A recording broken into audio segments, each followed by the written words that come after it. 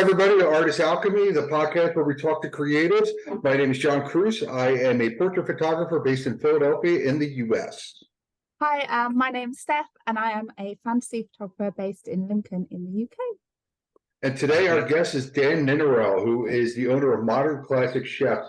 So I can't wait to get into this because Dan and I have had a couple conversations at different networking events that we've run into, and I love getting into the creative mind of somebody who makes food. But not only that, but as a personal chef, you have to put on a show. And so I would love to unpack some of that stuff. So Dan, give us a little bit of background about what you do, and we'll dive right in.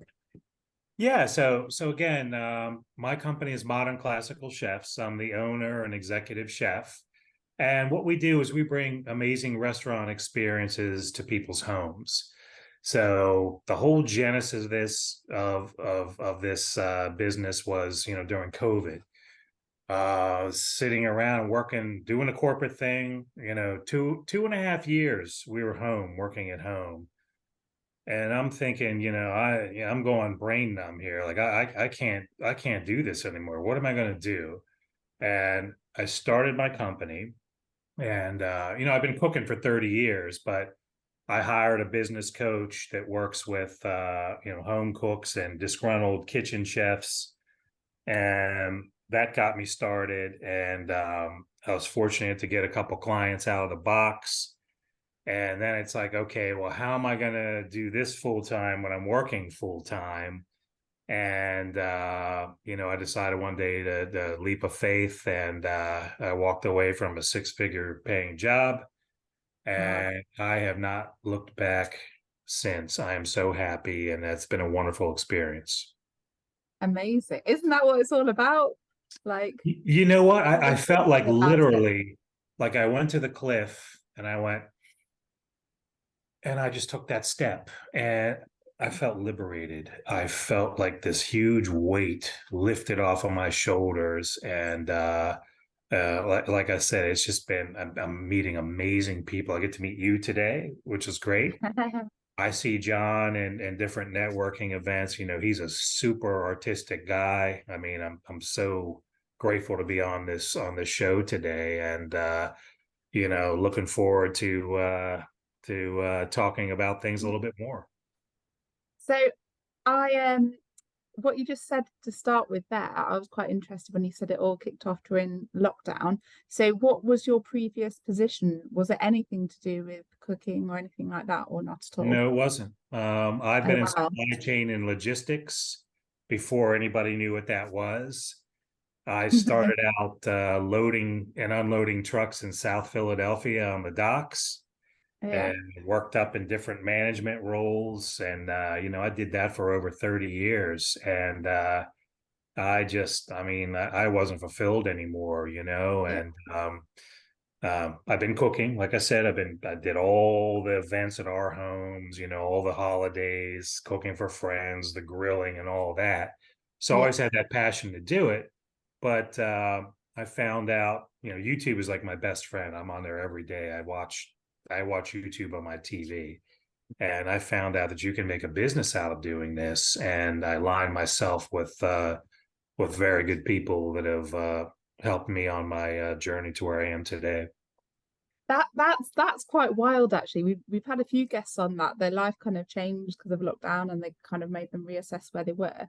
But to go, I've got that idea, and actually I'm going to roll with it, because starting a business is no, it's a big thing, and to make it successful and have some longevity in it is quite difficult. So talk us through that process. Was it did you think of it from a creative point of view, or did you think of it from right, business head on, this is what I need to do, this and this? How did you kind of go about it? Definitely business. So I think if you came from logistics, then the order of operations is probably your first process. Yeah.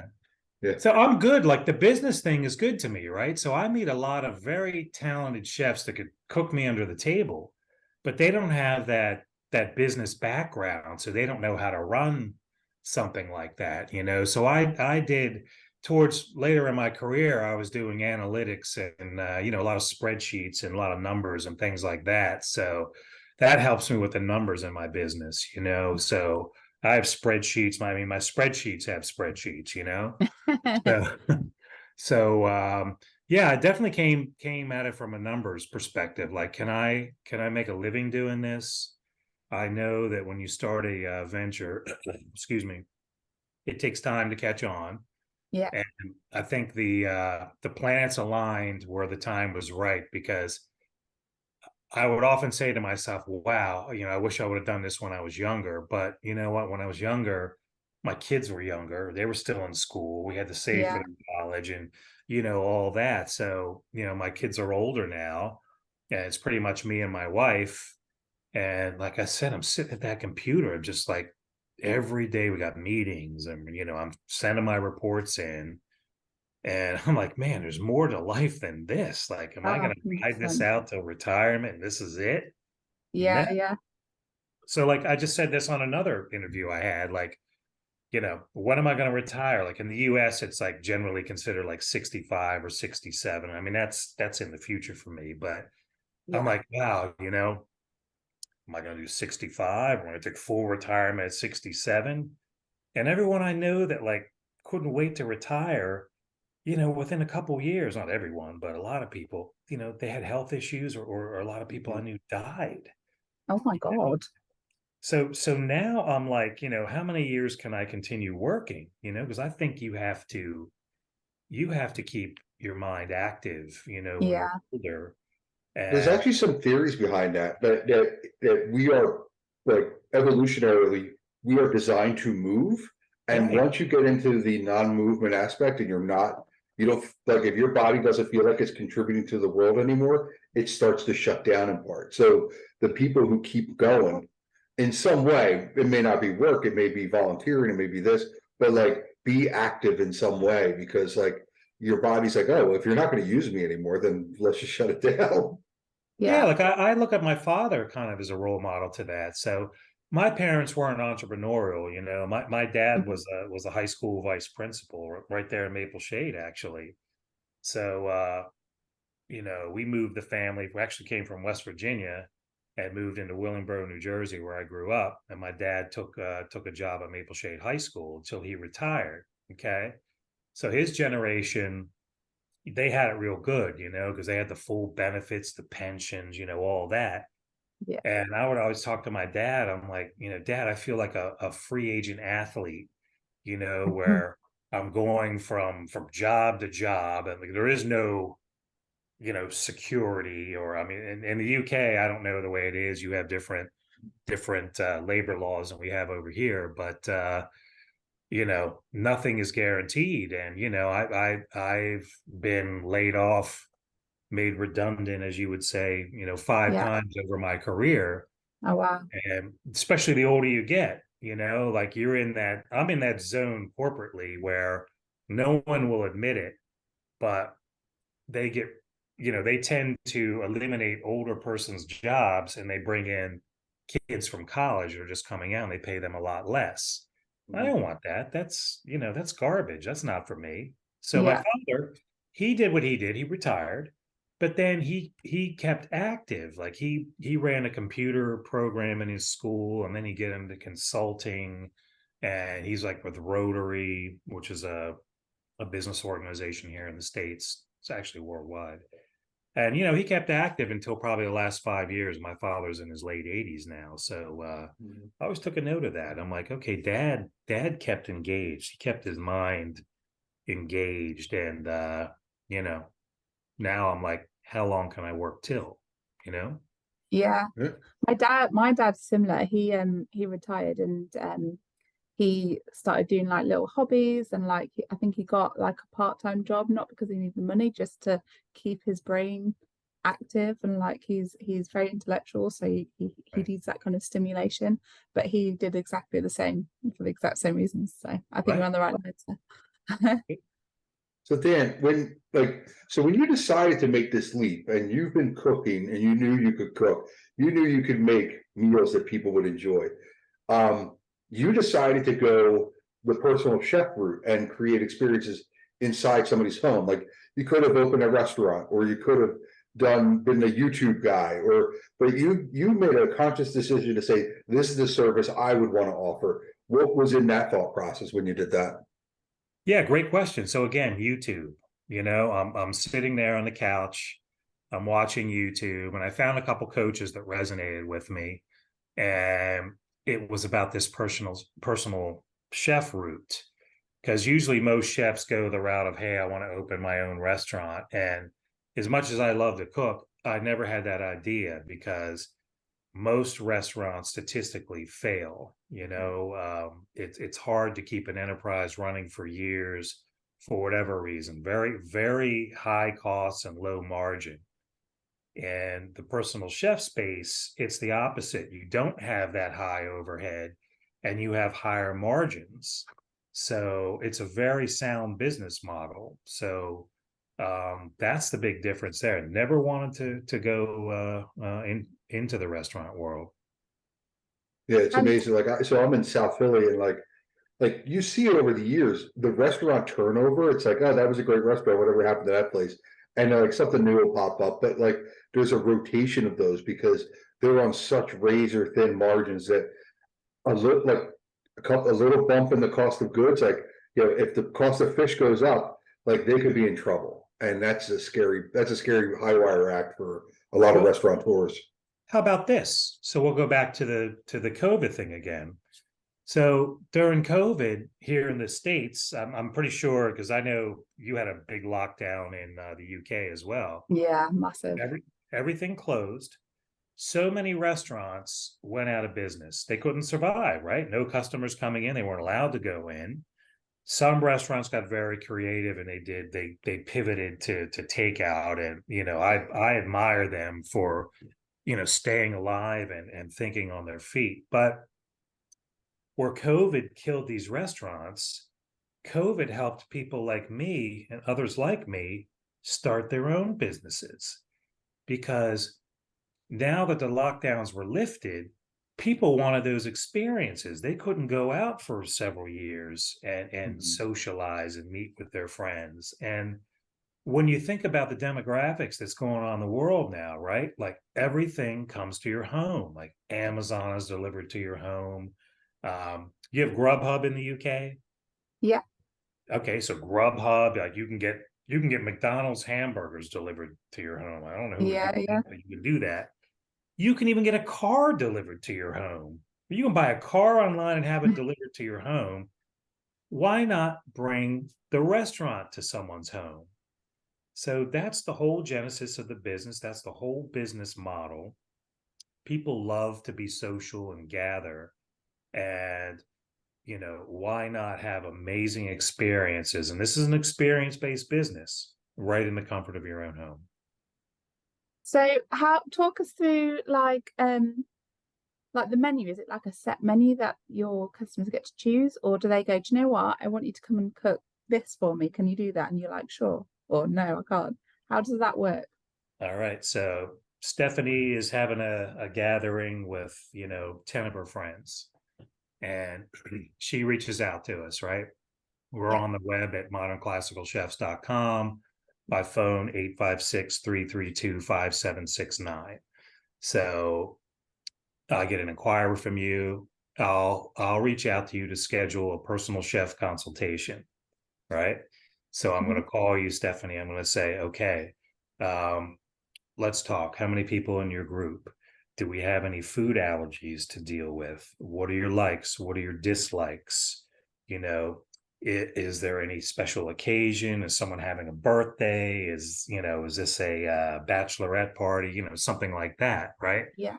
So based on our conversation, a good half hour or so, depending on how well it goes, I take, copious notes, and then I'll come back to you with menu suggestions. So I'm not saying, okay, people, here's our menus of the week or month. I'm going to make what you want to make based on the likes Nice. that you told me. So I'll send you some menus, like, well, Dan, I like that salad, but I don't like that appetizer. Can you change that? Okay, sure. And I'll come back with something else until everything you see on that menu is agreed on by you. You like that. It works for you. It works for your guests. So that's the menu. We get a deposit to hold the date, 50% deposit to hold the date. And then the day of the event, we go out, we shop for all the food. Like if you wanted, well, this is in the US, but something similar in your area. Um, if you wanted beef, right? I work with beef farms, grass-fed, dry-aged beef, not full of chemicals or anything like that. It's natural. I work with wineries, right? I pair my foods with Oh wines, wow, okay, nice. right? So this is part of the experience. So we'll go shop for all the food. We'll come to your house. We'll cook all the food. We'll serve it to your guests. And then the best part is we'll clean up all the mess in your kitchen. We'll do all the dishes, Wow. all that. The whole idea is for you to enjoy your guests. And one of my taglines is, sit back, enjoy your friends, relax, and open that bottle of wine. That's what we want our guests to do. Can you come to England, please? Because that sounds I'd love to amazing. come to England. Right? I was like, Next I'd love it. Philadelphia, we can get a direct flight into Heathrow. I'm booking it. And do your guests ever get to experience like, oh, I'd quite like to watch how you cook that? Do you allow that or no? Yeah, why not? I'm in their home. Am I going to say Yeah. no to them? No. Whatever my clients want, we're in the business of, it's a premium service, right? Yeah. So we want to make it, a wonderful, memorable experience. If they want to come in and see what we do, that's fine. No problem. No problem at all. Except for when there's like 25 of them walk into the kitchen and you're like, oh God. Well, no one has ever done that. I've had a few people, usually in a group, someone's like a cook.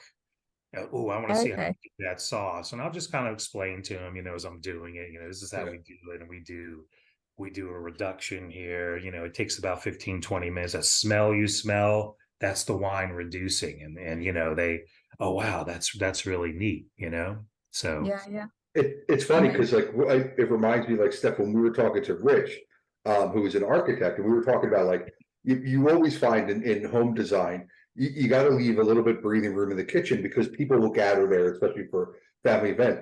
But in the case of your experience, you're kind of removing the need for that because the host isn't stuck in the kitchen. So like the host can go into whatever sitting room or whatever it is. So you're almost shifting the dynamic of the party because you're taking over this room, and if somebody wants to wander in and learn a little bit, that's great. But the mingling can happen somewhere else because it's not necessary to be near the kitchen.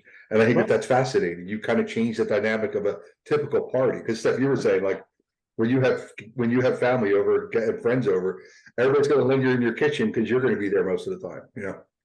Yeah, so I read the dynamic of the crowd, right? So I just did a 40th anniversary party this past weekend. We went in, we did a wonderful menu, and the woman that hired us, she want to bring. I said, no, go sit down. This is your 40th anniversary celebration. Please go. I'll take care of all that. Don't worry about that, right? Or an event that we did down at the Jersey Shore. This was a beautiful home. It was palatial, and they wanted to have an active kind of service. So we brought servers with us. Some people were out on the deck, some people were in the living room, some people were in the kitchen, and we just kept it fluid. That's what they wanted, to keep it fluid, make sure everybody's glass was filled with wine, whatever they're drinking, champagne, whatever it was. And if they wanted to come in the kitchen and see what we're doing, that's great.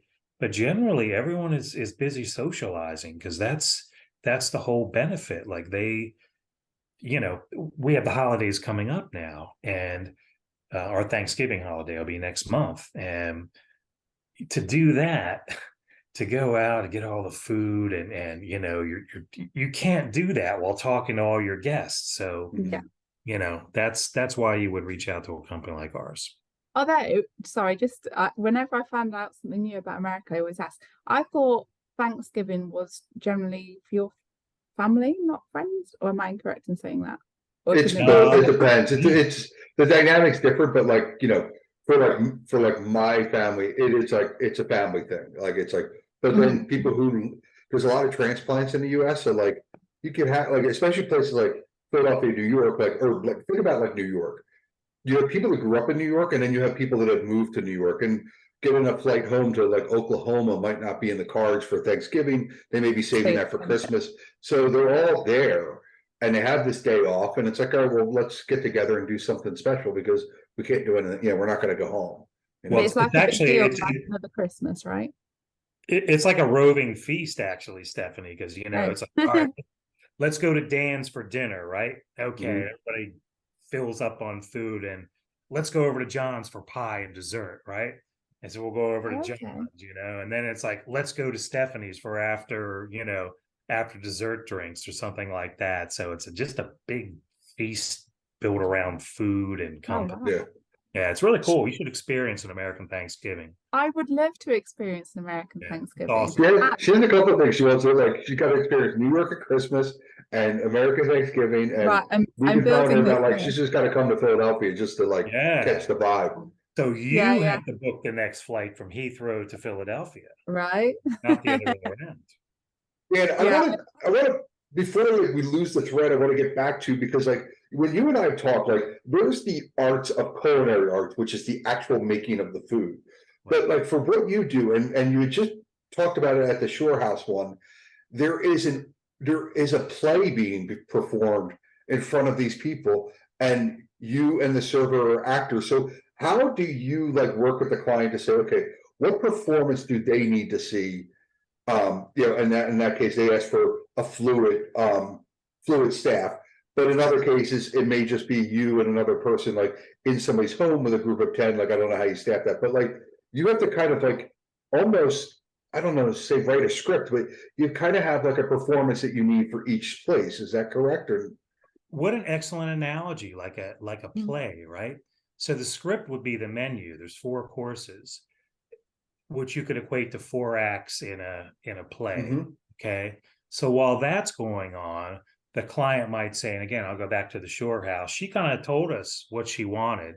She's like, look, we're going to have people here. We're going to have people here. We want to keep it fluid. No one's going to be, when appetizers come out, some people might want to be inside, but some are going to be outside.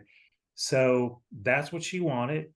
She's hiring us, to do something that she wants, and that's what we're going to do. So the play part of it comes in. That's external, right? So okay, we're working with that. We can keep that in mind, make sure everybody's glasses are filled. Okay, but there's a synchronicity to the menu. Okay, you have to look at the menu, and this is where the art comes in. And you're looking at this, okay, this appetizer is going to take, making a risotto, this is going to be 40 minutes. Okay, and what time do we want to start dinner service? We want to start at 6:30. So you have to work backwards and say, okay, I really want to start 5:30, start prepping, 5:45 the risotto's on, 6:30 opening act, boom, we're going to serve this. And everything is made by hand. So the difference of what we do, and these dinners generally run about 4 hours. So if you're starting at 6, you're not finishing till 10:30 usually by the time you're done with dessert, because everything is handmade. It takes time. You don't have a brigade of chefs in the kitchen that can, these 3 people work on this, these people do the sauces, these people do the plating, and then out it goes. You're cooking each thing individually. So you have to, your script, the menu, you have to look at your menu, plan it out. What time are these going to come out? How long are these going to take? And kind of figure out that sync to the whole service. And at the end, when it comes together, and it always does, it's the most rewarding, amazing experience. I don't know about you, Stretch Steph, but I'm picturing it, and I'm like hearing music as I'm seeing like the plates coming in and out. There's like an orchestration to it that actually has like a soundtrack of some sort. Like There's a pace, because you don't want people sitting around and they're twiddling their forks like, okay, where's the next, oh, we fell behind, now the sauce is taking longer than you have to be mindful of that, and trouble. And by the way, I have a vast repertoire of recipes our company uses. As executive chefs, I put those menus together, but doesn't mean that we cook all those all the time. So sometimes we have to look and say, okay, this is what the customer wants. Let's figure this out and let's map it out and, put a little thought into it. I was just going to ask that actually. Like, do you have, if you haven't cooked something in a while, do you have to like practice it? Like, oh, how long is this going to take? Or do you just kind of go, no, I remember. Well, that's where I'm going to give you a very long-winded answer to that, straightforward. No, that's where, when I first started out cooking, I started watching like on public television, years ago. The Great Chefs was a show they had, Great Chefs of the World, Emeril Lagasse, all these classic chefs. And then, coming into the, late 90s, early 2000s, when YouTube came out, you could, I have a good palate, I have a good taste, but you could see these master chefs doing a recipe. So then you would say, okay, wow, look at their sauce is thick. That's that we have to go after. So, okay, I might not have done that before, but I've done this and I know the flavor profile they're going after, and that's what we have to do.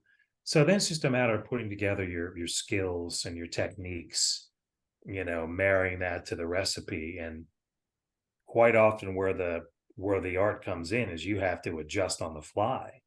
You might have a recipe in your library that's for 4 people, but it's 6. Or it Yeah. might be in metric and they have everything in, milliliters and things like that. And you have to do some quick calculations to figure everything out. So you do it through planning. I've got to ask this as well in that case, if you're doing something on the fly sometimes, is have you ever got a phone call and they're like, Daniel, I want this? And you're like, oh, bloody Nora, I don't even know how to make that. And then you're like, okay, yeah, sure. And then you have to figure it out later, or no? Well, good question. And the answer would be no, because we have the menu set by the time we arrive to the house to avoid that. So, because again, we have to go out and get the food, the day of the event. So, But have you ever rung up in the first instant and asked for something that you were like, yeah, sure, I don't know what that is. yeah, quite often, actually. Oh, okay. Yeah. Yeah. So I did this amazing event at a parish. They were having a confirmation dinner, and the Bishop of Camden came down, and I was cooking for 6 priests and the bishop. And I'm not a baker, we'll get into that, right, John? Like cooking is art, baking is science. Okay. So I have a repertoire of desserts I like to do, but and I'll suggest those to the clients. But this one client said, I want something chocolate. Can you come back to me with something chocolate? I said, okay. So I'm scouring, and I found this recipe, which was a double chocolate cake with raspberry ganache. And I'm like, okay, this looks pretty good. And they said, yeah, that's great. Have I ever made a double chocolate cake with raspberry ganache? No. Did it give me anxiety? Yes. Did we But you pull did it it, off? right? Yes, we did. Yes, we did. And they loved it. So I'm like, all right, I dodged a bullet there. And Oh, going back, sorry, go go ahead. on. Going back to the beginning again, I always ask this question because I always find this is the most asked question or thought of thing when you're trying to think of a business is, so you've thought of this idea, you've got this business plan, but then where did the marketing come in? How did you already know who your ideal audience was going to be? Like, what was your first bit of marketing you did to get your name out there? Well, that's a good question. So that's where I hired a business coach, right? Right. Because, I'm not 22 years old and I didn't have 10 years to figure all this stuff out. I wanted to get right to it. So that's Yeah. why I hired a business coach, and we went through a whole process where they helped me flesh out my brand, who my client avatar is, what we're doing. Like you have to offer like certain key services, right? You don't offer everything, because if you offer everything to a client, you have nothing to offer, right? So we honed all that in. And then it just became a matter of, like, I mean, that's how I met John.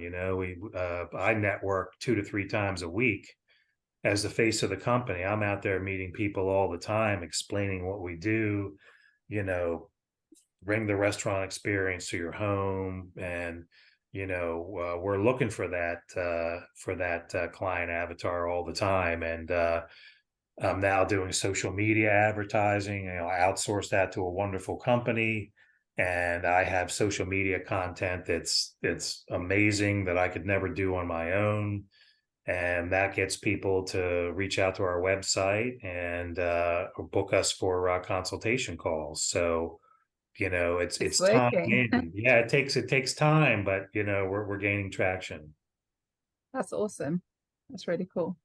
Sorry, Yeah, and John. Carry on. I know, because I wanted to ask, because like, I don't know, I always think of like, I guess, worst case scenario. So when you're going into somebody else's home, you're dealing with, and you know the number of meals you got to produce, you're all doing it by hand, but you have a range with a certain number of burners. Like, you don't, in a restaurant, you know how many burners you have, you know how many ovens you can have running simultaneously, but like, you go to their kitchen and it's like, okay, they have this, and let's be honest, not every oven is the same. It's like, the temperature could be a little bit off. Like, how do you navigate, like, you're going in there and some of the big tools are not yours?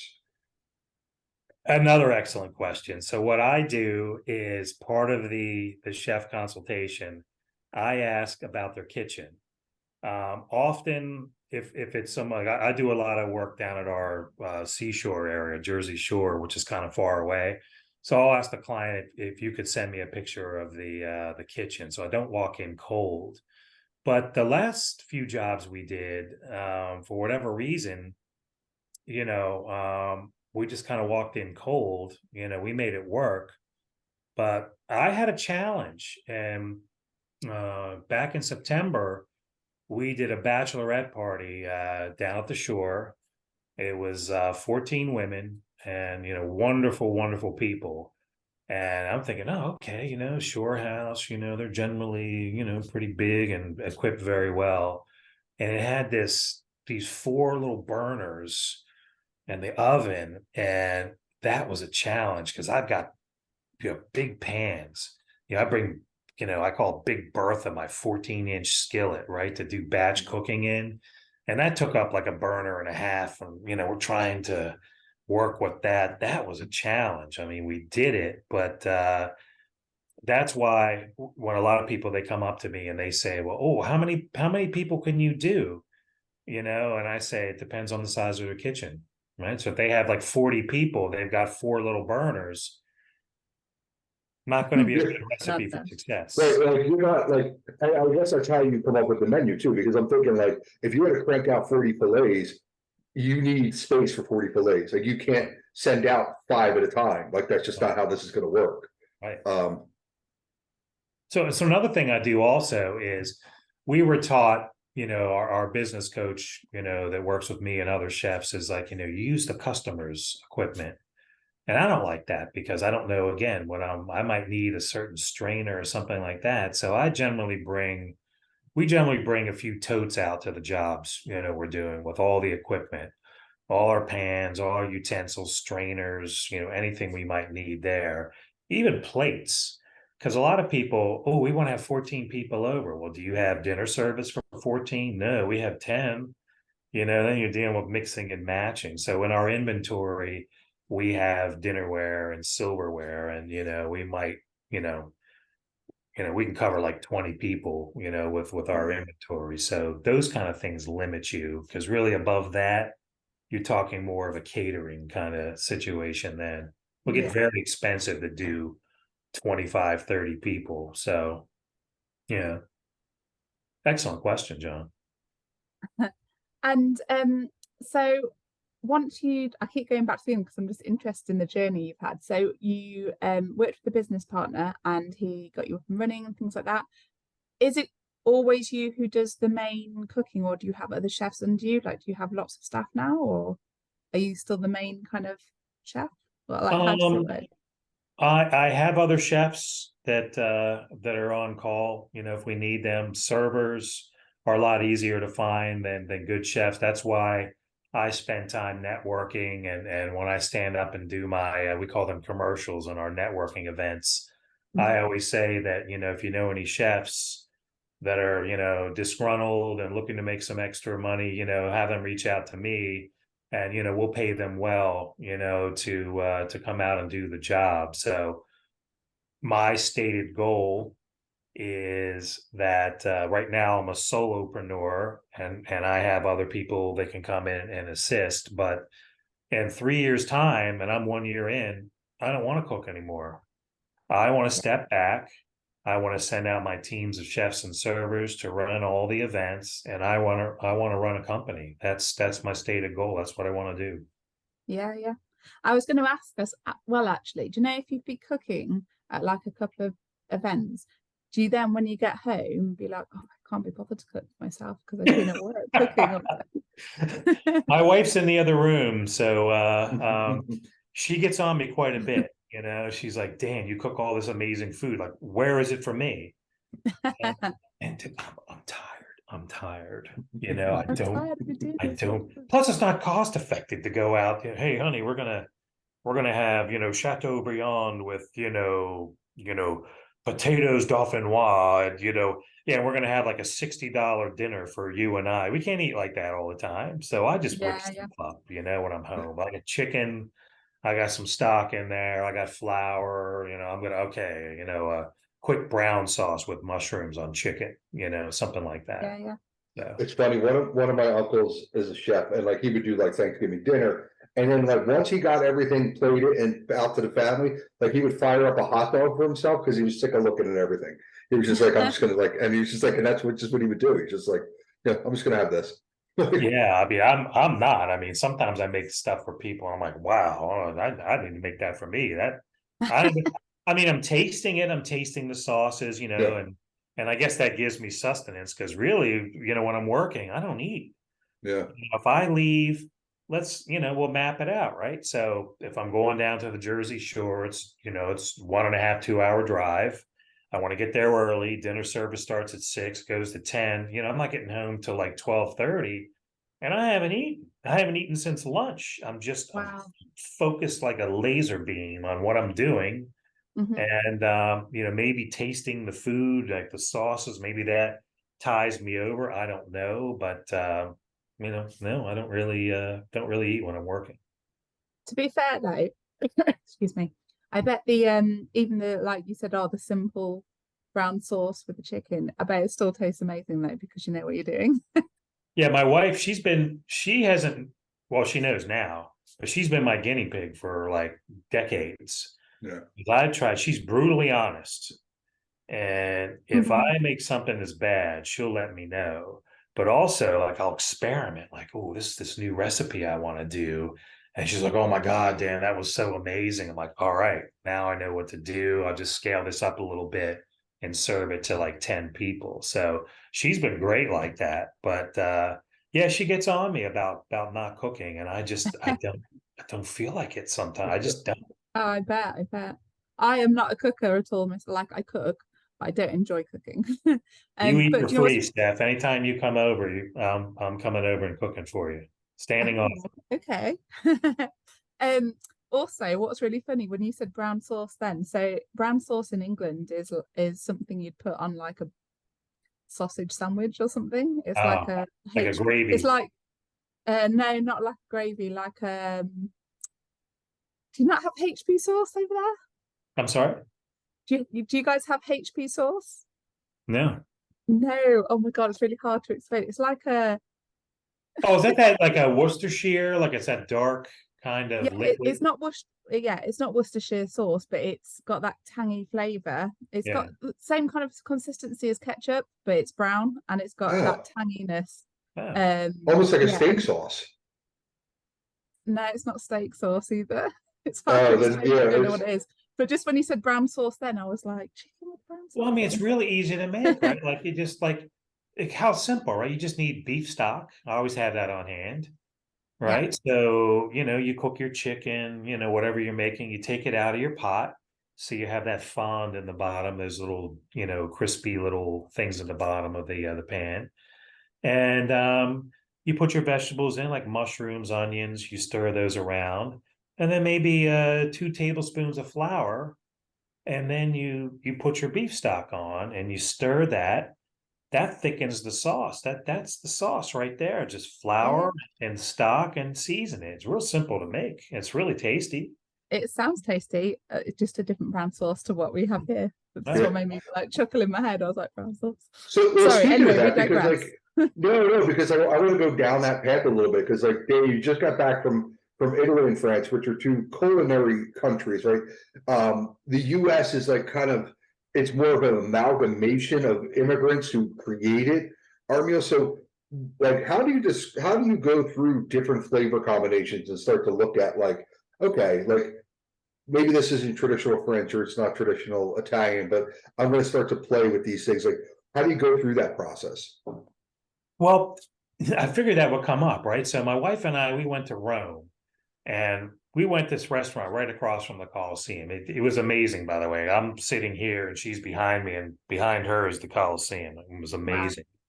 But I had some kind of Roman pasta dish, and I'm trying to deconstruct it. I haven't been in the kitchen yet to tinker around. I'm going off a picture I have.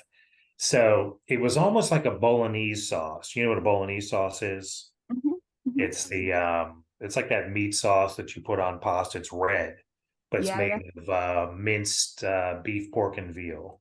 yeah. Whatever. So this was one made out of veal, so it was white, and it had a cream sauce. And on the plate, they had pureed um, parsley, and then the pasta was on that. They put the veal mince and whatever sauce it was on top, topped it with pasta with like a rigatoni and then artichoke. It was so tasty. But again, all I have to go on is a memory of what it tasted like and what it looks like in that picture. So I'm thinking like, all right, this is like a bolognese sauce, but it's white. So, all right, I'm going to get the ground veal, and I'm going to put in beef stock, and just from there, I'm trying to figure out what to do. But I got to get in the kitchen and mess around with that and figure it out. Sounds good. Do you often go through that process when you go to different restaurants? You're like, oh, I got to remember how to like to deconstruct this later, because like is that like just part of your like everyday thinking when you go out to eat? Well, number one, I don't go out to a lot of restaurants because I cook a lot, or Yeah. whatever. But when I do, I often think like, and excuse me, I don't mean to be facetious, or I'm like, my sauce is better than this. Like I want to go in the kitchen and see what they're doing. They never let you in the kitchen, but I'm like, even when I was in France, I had this béarnaise sauce, and I'm like, this needs a little tinge of salt. It's just not seasoned right. Like I'm thinking like that. And like, who's this guy, coming to France and doing it. But that's the I was way going to ask you that question though. Is that something you find yourself? You said you don't go to restaurants much. Is that because you find yourself going, no, this is crap? Like, let me come in there and season it. I went to a local French restaurant in near Collingswood. You know where that is, John. Mm-hmm. And I wasn't impressed. Like the Bordelaise sauce, it was watery, and like that's made. You get like Bordeaux wine, and you reduce it, and then you put like a veal stock in there, and you finish it with bone marrow. That's the traditional way to make it. This was watery and thin. I'm like, my Bordelaise sauce will blow yours away, and you're charging, $50 a plate for that. So Yeah. yeah. And they're probably thinking mine stinks, and there's, whatever. That's just the way it is. Taste is Well, it's relative, all your right? palate. It's all like your taste, and Mhm. Yeah. Different taste is palettes, different right? for other people. What's crap for one person is like the most amazing thing they ever ate. That's just the way it is. There's Yeah. plenty of people who don't like my photography, and they're all wrong. But Right. it's just There's plenty of people who don't like my photography, but I don't care. Not my people then. not your people. Yeah, right. That's what I always say. Not your people. That's fine. I haven't seen Um, your work, Stephanie. I've seen John's, and this man he's hyper talented. I mean, I he's know really talented. three photographers in my network. So, you're one, John. Allison Gallagher from Allison Ann Studios, who was just and Carrie Nelson from Mhm. Carrie Nelson Studios as well. And I love the art of what you guys do. You have that eye. I never had that. So I just, I'm envious of you that you put that art, on in print like you do. It's just, it's Well, amazing. it's funny, like the whole podcast started because Steph and I have fundamentally different styles, and we met on TikTok, and we were talking about like the differences in our creative process and the output. So Steph does fantasy photography. It is highly stylized. Like she gets really into like Photoshop and creates surreal moments that like just don't exist Surrealism, in reality. And she like plays with like if you think of like Dali paintings, like that type of surrealism. She does that in photography with her portraits. And so like we got into a conversation because I'm fascinated by that style because it's not my personal style. And so we were like, and we had a chat and we are like, we should talk to more creative people and just like get into it. And Yeah. that's how this whole thing started. Yeah. yeah. I remember you told me about that, the genesis of this. And that's why I'm so grateful to be on this show to talk to you two. This is like amazing. I mean, we're still, very, very new to the podcast kind of circuit, but we're enjoying having people on and getting to chat to lots of creative people like you. So And now, thanks. now I got to look you up after the show. So I'm going to be looking. Capture the Where can we curious. find you on social media? You on LinkedIn, Facebook? I'm on TikTok, I'm on Instagram. I have got a Facebook page, but I rarely post there because I don't get much traction there for some reason. But like Instagram and TikTok, I'm really active on. So I'll capture the get your info curious. from John. Okay. I got to stay connected with you. Yeah. No, because like and yeah, when Steph and I originally had the conversation, we're like, and when you were talking about it hit me when you were talking about the consultation. That's a design consultation. You're going in, you're having like, okay, what are your needs? Okay, and then what you're going to do is take your expertise, you're going to come back with a solution for them, right? Right. It's not less, they may pick and choose a couple things, but for the most part, you're saying you're delving into there's things that people want, but designers go past that and go to what they need. And so it's like, okay, I'm gonna listen to all this, and then I'm gonna like uncover a couple things, and then I'm gonna come back to the solution that's gonna blow your mind. And that feels like a design process. That's how designers work. And so yours is a fundamentally different business, but it follows a similar creative process, like that I do when I meet with a client, like, what's your portrait gonna look like? We're gonna talk about that. We're gonna do that. And Steph, like, you know, Steph, I saw that you over the weekend you did like a 7 deadly sins session, like, and Yeah, just like, converted the 7 deadly sins into imagery, which was amazing. So you go in, you yeah. go, okay, how am I going to do this, and how am I going to translate it using my skill set? And that's exactly what you do. It's fascinating. Yeah. So Steph's earlier question was like basically she didn't know the process. I'm like, oh well, what happens if the customer wants this and wants that? And now I know that you do something similar as well, because when you do that consultation, you want to take the mystery out. You want to get down the basics of what they're looking for. And that's where your creativity comes in, right? Yeah.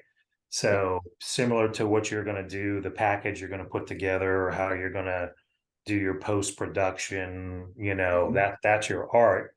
Well, it's the same with me. Like we're going to talk about the menu, but it's up to me now to like take those very basic things. They are very basic. Oh, we like beef, we like fish, we don't like this, we don't like that. And that's a lot of times what I have to work with. So I'm like, all right, I got an intrinsic feel of what they're after. And then that's why I'm saying we just shoot the menus back and forth and they're going to say yes or no. If they say no, okay, then they'll dive in a little bit further. Well, I was really thinking more in terms of this. Got it. And, generally, sometimes we get it right on the first time.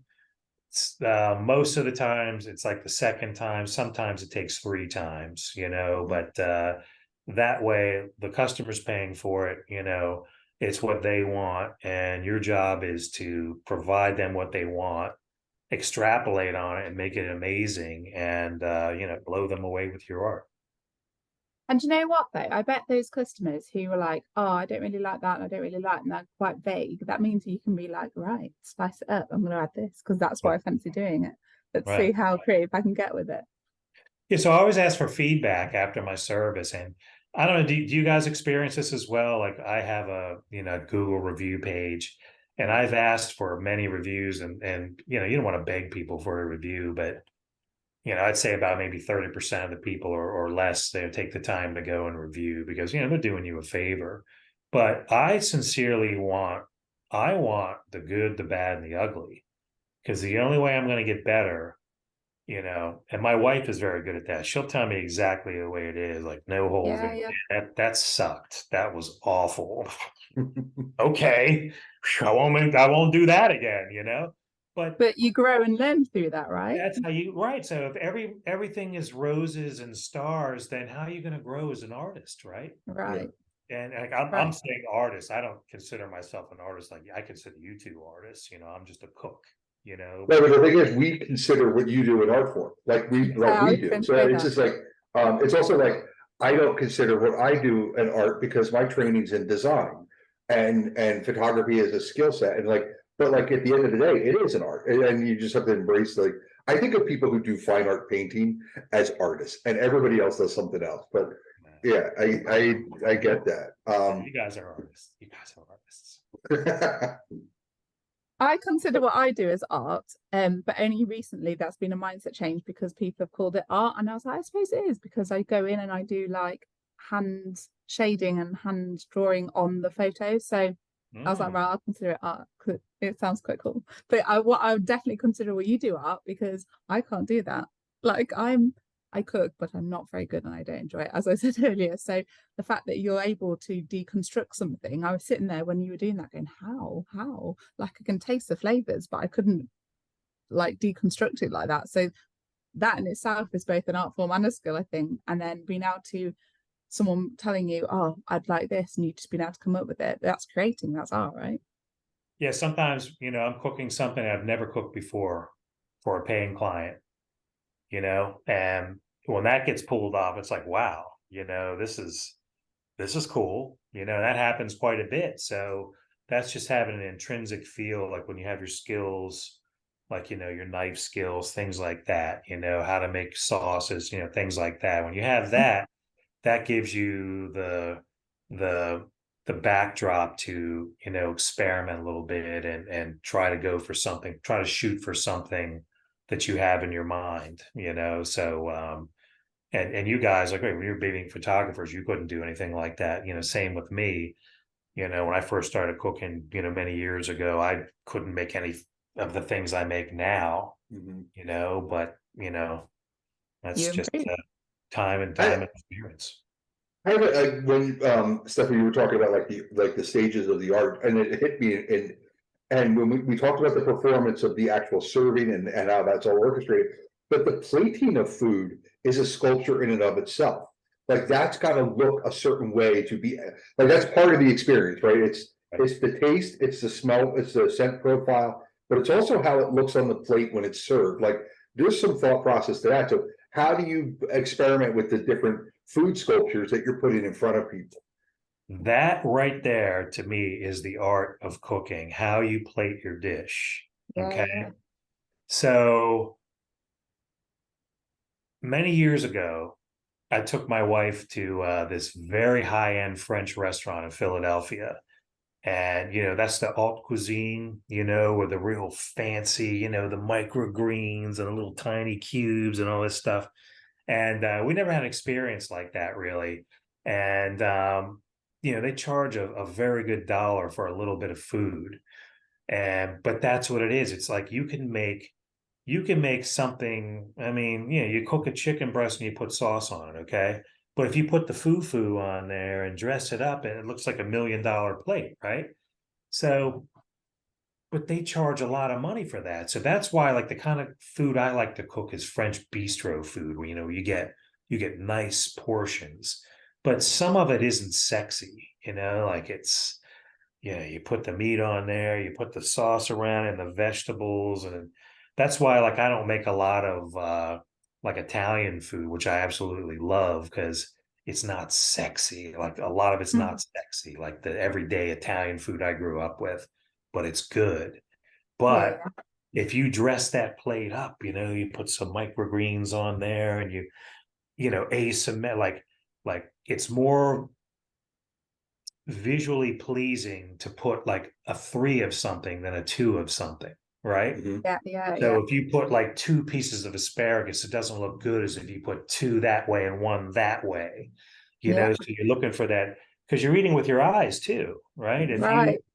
how many like awful looking stuff have you eaten that just like tasted so good, but it Crap. looked like Yeah. I mean, something she's that in the comes out UK. the Don't other you end, right? don't you guys eat beans on toast all the time? Like for Yeah, us, it's Beans right. on like Well, toast. you can't make Not that all the connection. time, but beans on toast Yeah, is Heinz elite. And I beans. didn't know you guys didn't eat it. I literally found that out today on TikTok.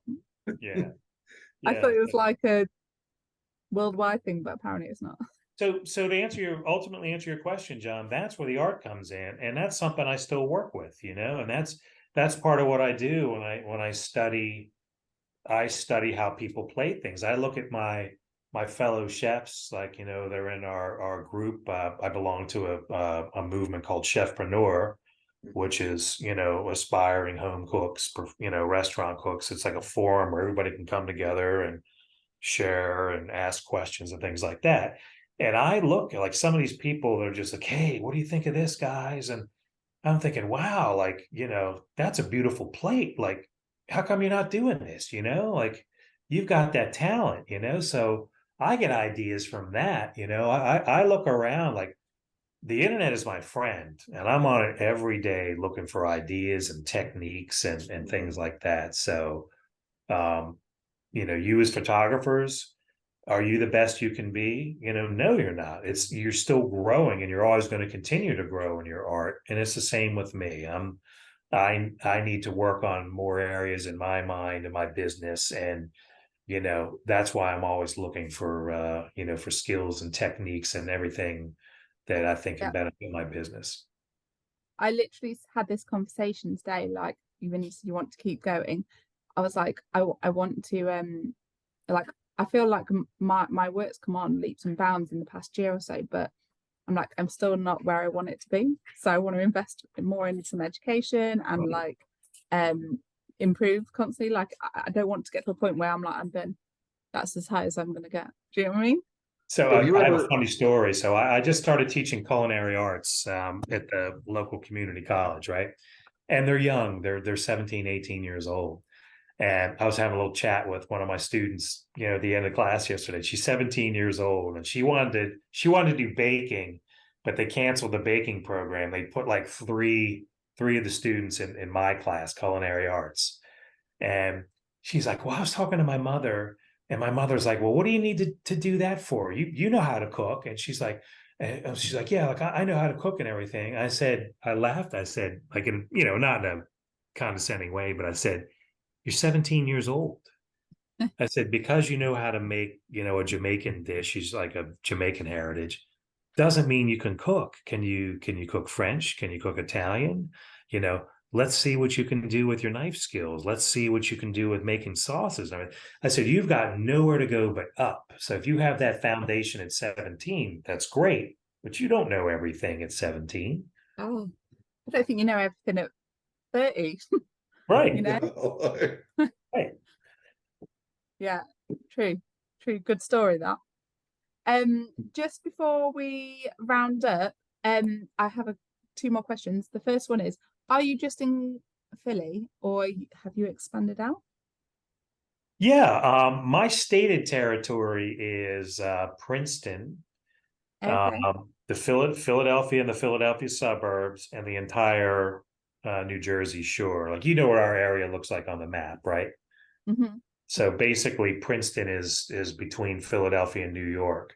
But I've been approached by people to go down to the Carolinas to do events, things like that. So I'm starting to think about traveling, if the numbers work out, Yeah. where the job is. I mean, that's the experience we're going. But yeah, basically that's my territory. Princeton, Philly burbs, entire Jersey Shore. See, when I think of Princeton, I just think of Princeton University. That's there. Well, Yeah, that's where basically it what is. it is. I mean, it's a cool little town, but it's a college town. Like it's the university and then a cool town around it. But like it's most of the inhabitants of Princeton work in the school in some way. Like it's just Right. it's, Okay. Yeah, But in England, that's all you get told about it is that the Princeton University. So I'll add Oxford to the list. Oxford, Princeton, and Philly Burbs. okay. Bad joke. And what's John, you got it. have I missed something there? Sorry. Oh, no, he was gonna add, he was adding an English college location to come see, he was gonna set up shop for a couple months out of the year over in England. Do it.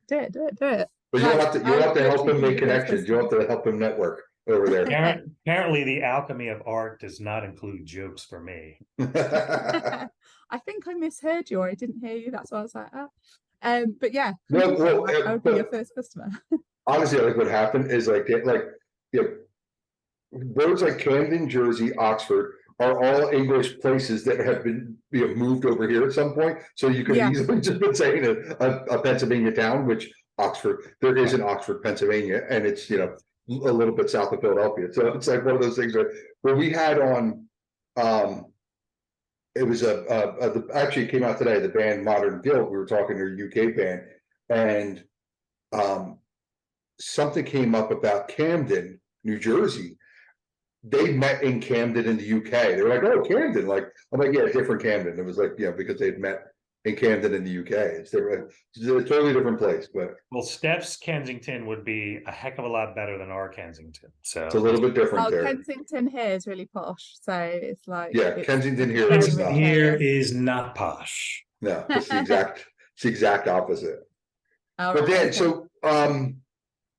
so for people in your zone, Princeton to the shore, Philadelphia and the burbs, how can they get in touch with you? What's the primary way?